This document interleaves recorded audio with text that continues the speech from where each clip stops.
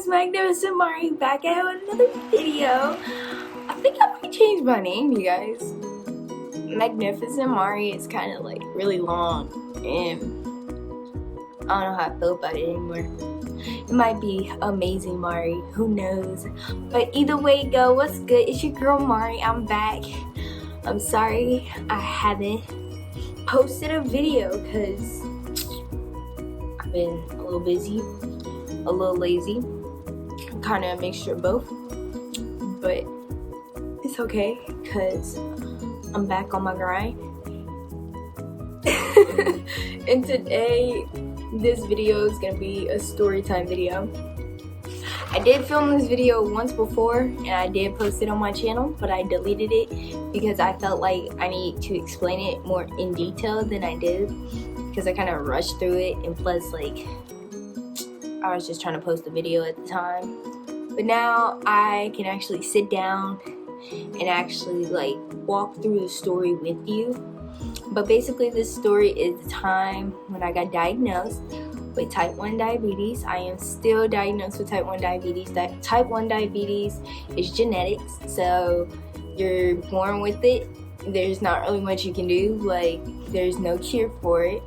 Unlike type 2, you can easily get rid of type 2 diabetes by exercising and eating right, but type 1, that's just genetics. Your pancreas just doesn't work properly, and there's nothing really I can do about that until they find a cure. But I could do a transplant, but that's a lot of money, and then there's precautions after that. But anyway, we're just gonna go ahead and start this story time, and if you guys do enjoy, please like and subscribe to my channel. Be really appreciated. I'm trying to get to 100 subscribers before the end of January, so hopefully I can post some more videos and hopefully I'll be at 100 subscribers by then, because if not, it's okay. But I really want my channel to grow, and I really need to start putting more effort into it, and that's what I'm going to do.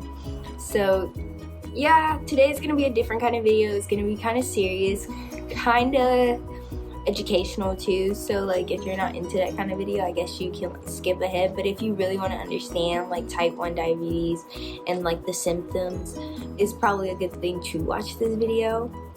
If you do have any of these symptoms, I would suggest to just let your doctors know and just say that you're concerned, but only if this has been going on for like a long period of time, like a few months.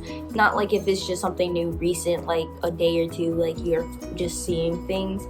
But if it's been going on for a month or two, I would let your doctor know. I am not a doctor, so do not take my word on my symptoms. Like, these are just some of the common symptoms that people have when they do have high blood sugars or going into diabetic ketoacidosis.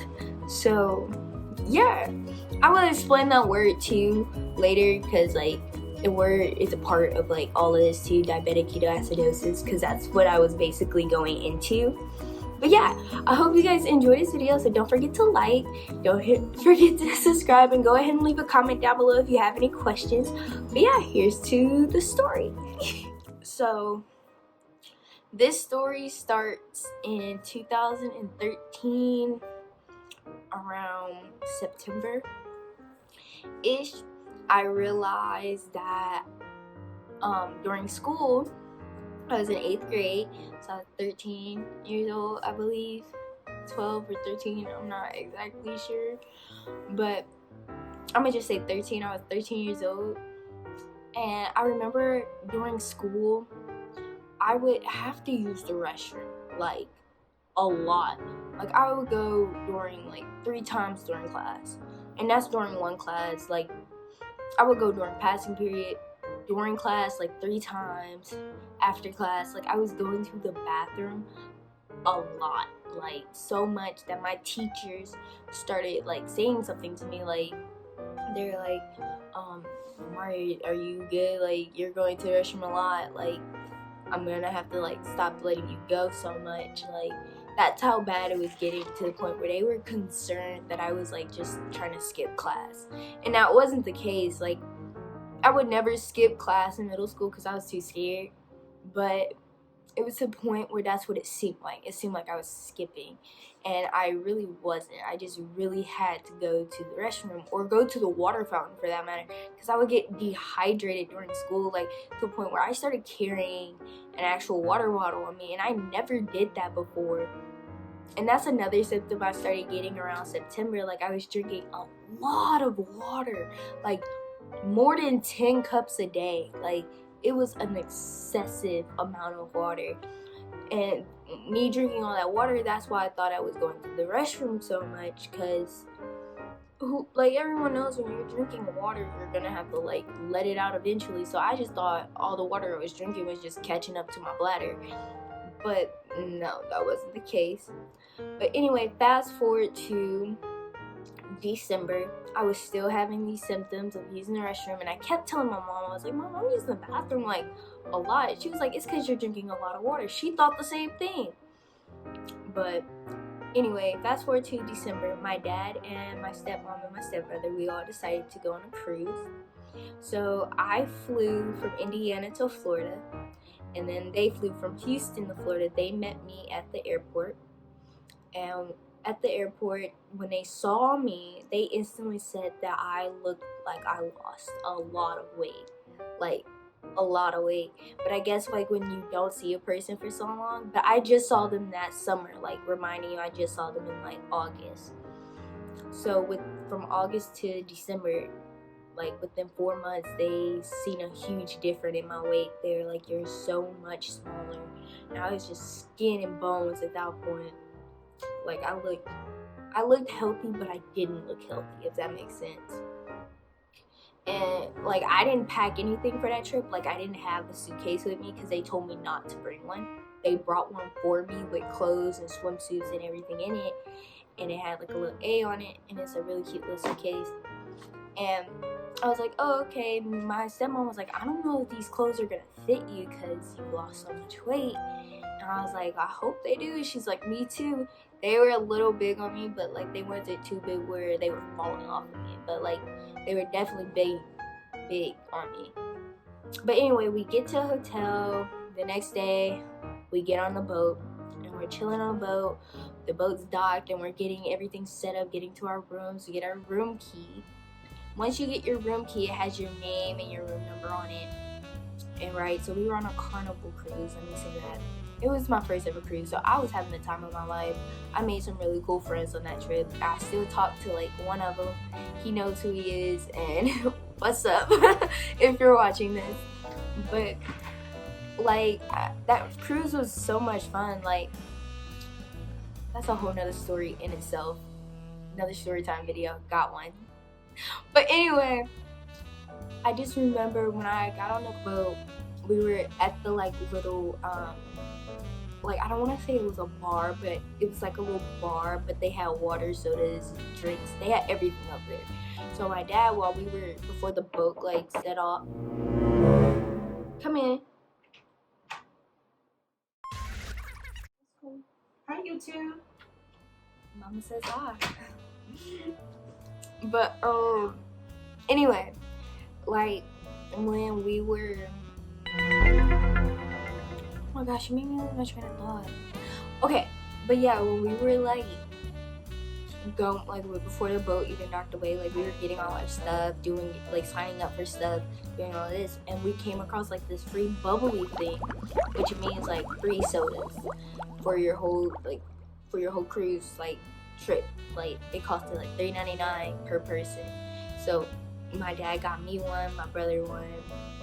And honestly, if one person had it, everybody could just use that one person, which that's what we kind of did. But if we all weren't together, it was kind of like, oh, you can't really get a drink or a soda or anything like that without having a person with you.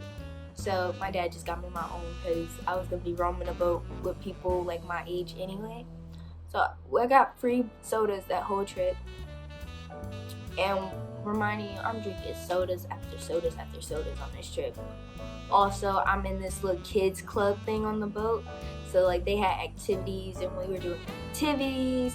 We were eating like ice cream, candy, like all this stuff. We would go up to the pool that was on the boat. After we would get out the pool, we would go eat at the buffet. Like, it was just so much food after food after sugar, ice cream after ice cream, pizza after pizza. Like, it was so much stuff I was eating, and it just got to a point where I think I overdid it. Because naturally, I'm a like, before that, I used to always eat healthy. I had a balanced diet. I never really went overboard with sugar or candy or anything like that. On that cruise ship, I did. When I say I was drinking sodas, back to sodas. But anyway, when I got off this boat, me and my dad, my stepmom, and my brother, we all go to the hotel. That night, we were packing all our stuff, making sure we had all our stuff, because we were going back home. I was going back to Indy. They were going back to Texas. My stomach started hurting that night after I got done eating sushi at the hotel. And I just remember my stomach was hurting so bad that night. And I ended up falling asleep. When I woke up that morning, I felt like crap. And my dad at first thought it was probably me just not being, like, me getting seasick, like, from getting off the boat, because I was so used to being on the boat that was rocking. He thought that since I got off of it, it just caused like a weird effect to my stomach and all of this. And I was like, I don't think that's it. He was like, you probably need to use the restroom. Like, you probably clogged up. That's what he said. And I was like, I don't think so, because I know when I gotta go, and I didn't have to go. So the morning we woke up, we had to fly out, but my stomach was hurting, so I was in the bathroom, like, trying to figure out what was going on. And it was like, you gotta hurry up because we gotta go soon. And I'm like, so we get to the airport. I get on my plane, they get on their plane, we leave, I say my goodbyes. On the plane, my stomach was hurting the whole way there. When I get to my mom saw me. My mom instantly just looked at me and she was like, you don't look too good. She was like, when you get home, just rest, go sleep. I'll give you some medicine when we get to the house. I get to the house with my mom, I lay down, I take some medicine, and she gave me a ginger ale. And I remember because that ginger ale ended up making my stomach feel worse. And normally when you drink a ginger ale, they're supposed to help your stomach. Like, that's what, like, the old wives' tales are. Like, ginger ales help your stomach. And I drank that, and literally when I got back home, my mom was telling me, hey, by the way, the next morning we're driving to St. Louis for your sister's anniversary dinner. And I said, okay. I didn't think too much of it. I thought my stomach was gonna be better by then. I wake up the next morning and I gotta get on the road with my stepdad and my mom to St. Louis, Missouri. The whole car ride to St. Louis, it's a 3-hour car ride. And normally I could fall asleep in that car and just be good. But since my stomach was hurting, I didn't sleep that whole car ride. And my mom was giving me sprites and ginger ales on the whole way there. We grabbed like little small potato chips to try to like get me to eat something. Couldn't eat. I wasn't hungry, which isn't like me. And we get there. We had the dogs with us as well. So we get there, we go to the hotel first, and we're like walking in, and as I'm walking, I had 2 dogs. I had the 2 dogs on the leash. This is when we only had Coda and Caesar. And we had the 2 dogs on the leash, and we were walking into the hotel, and I had them, and like I got all sorts of out of breath, and I was like huffing and puffing like I didn't run a marathon, and I couldn't figure out what was wrong. Like, I was just out of breath. And so I sat down, and then my parents went and checked in, did everything. We get in the elevator, we go up to the room, and I lay down, and then I ended up waking up, I believe, when we went to my grandmother's house. We said hey to her, we left, we went to my sister's anniversary dinner. At the anniversary dinner, I distinctly remember I couldn't eat anything. Like, everything I ordered, I didn't eat. I ordered like this shrimp something, I don't know, it smelled good, it looked good, but I didn't eat it. The only thing I ate was this cauliflower soup that was so good, and I wish I could go back and try it now that like I think about it, because like I really didn't get to enjoy myself. So that night I ended up going back to my grandmother's house, and my parents went to the hotel. I spent the night at my grandmother's, and my stomach was just hurting. I ended up going to sleep. The next morning my parents came back to her house to pick me up, and we went to breakfast that morning.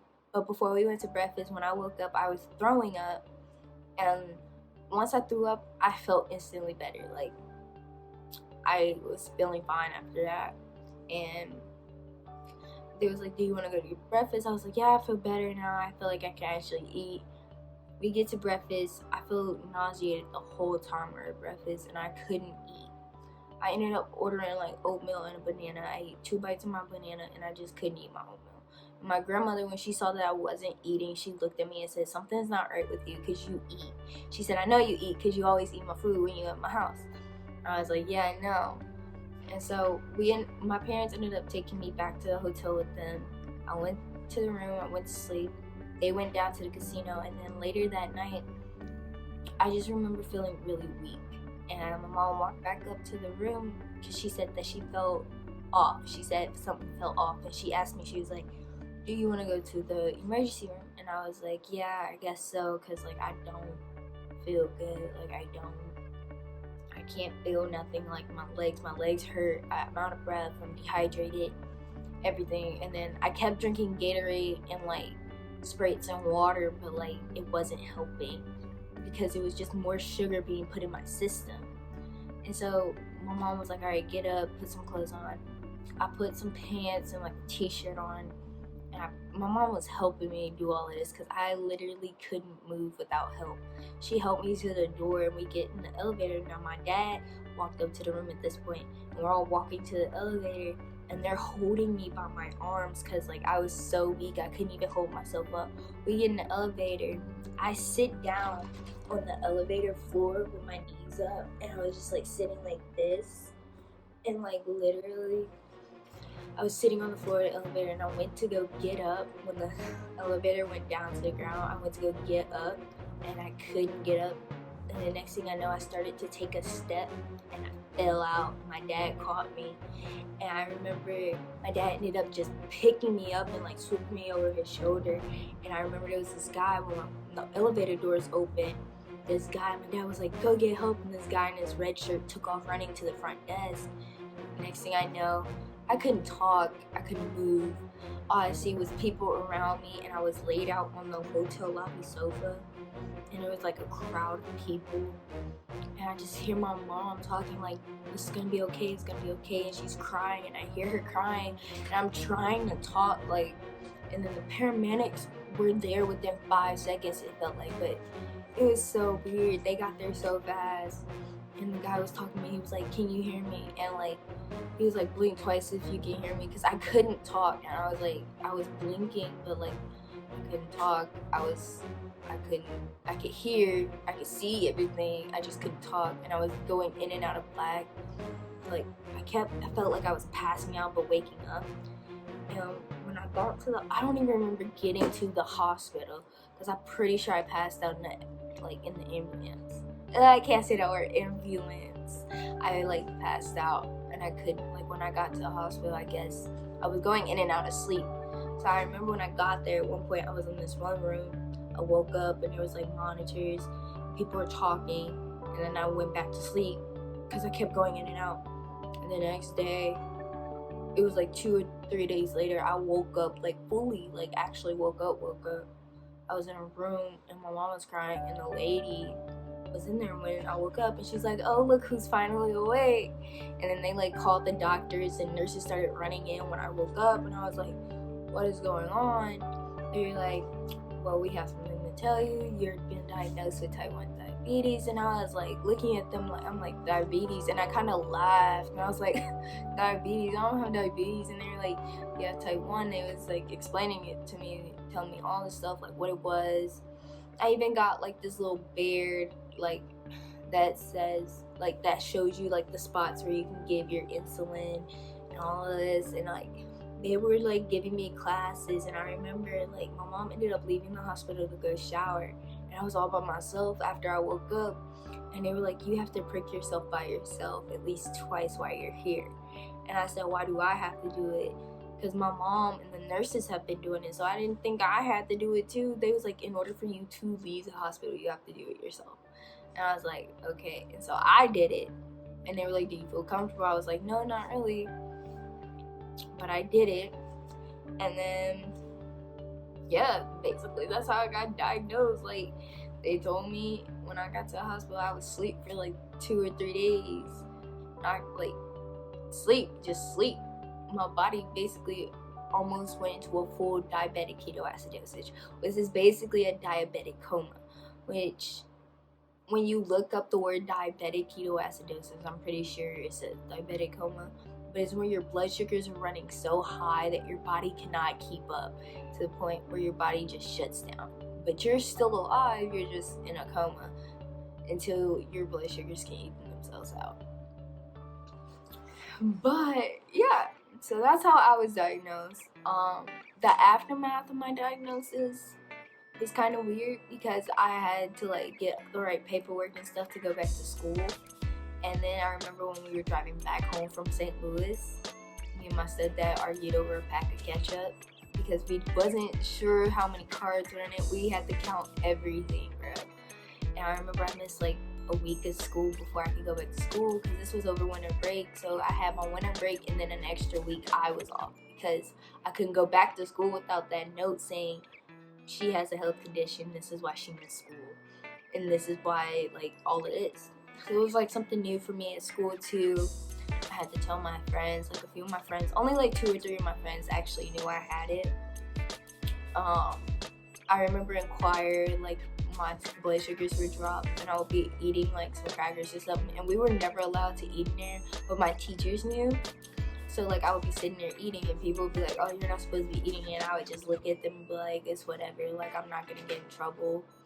And like I wouldn't get in trouble, but if somebody else pulled out some food, like they would, and it would be kind of funny. But like when high school started, more people kind of found out, and they was like, I didn't know you had that. I was like, yeah, I didn't really tell many people because honestly it was really hard for me to accept it. It was very hard for me to accept it actually, because the first time I was faking my numbers in my logbook, and like I was telling like my doctors my numbers were good, but really they weren't, because I didn't believe that I had it. I just was like, it was just something small, like it's not gonna happen again, and I just started doing what I was doing again, like drinking sodas irresponsibly, doing all of that stuff, and like I ended back in the hospital. But this time it was different, and I wasn't like, because I was aware of what was going on, I could see the symptoms, but I started throwing up, dehydrated again, and you're like, you're not doing what you need to do. And after that, I started buckling down. It got to the point where I was really depressed, and I just didn't want to deal with it no more. I just was like, it's whatever. But yeah, that is my type 1 diabetes story. If you guys have any questions about diabetes, type 1 or type 2, I'm definitely the one who can kind of sort of answer that for you. I think I will be doing a video, like a day in my life with diabetes, like show you my life when I wake up, what I do during the day, like eating, calculating, like show you how I do those things, because it is a process. You gotta get used to it, and the more you do it, the more you get used to it. And like honestly, I feel like if I didn't get diagnosed at the age I did, I wouldn't have understood it as I got older, because like growing up I always thought diabetes was something bad, and it's not. It's just something that's like a small little rock in the road, but like I could get past it as long as I take care of myself. I got it. But yeah, I hope you guys enjoyed this video. I know it was a kind of long, kind of serious, but like I said, if you got any questions about it, definitely leave comments and I'll try to answer them. But yeah, it's Mari. You already know what it is. Don't forget to like and subscribe to this video. If you're not already, go follow my Instagram, my Snapchat, and my Twitter. Anybody can watch my stories on Snapchat. Not everyone can message me on Snapchat, but on Twitter and Instagram, you guys can all follow me. Definitely. And I'll try to follow you guys back if you want me to. But yeah, I hope you guys enjoyed this video, and I hope to see you next time. Bye!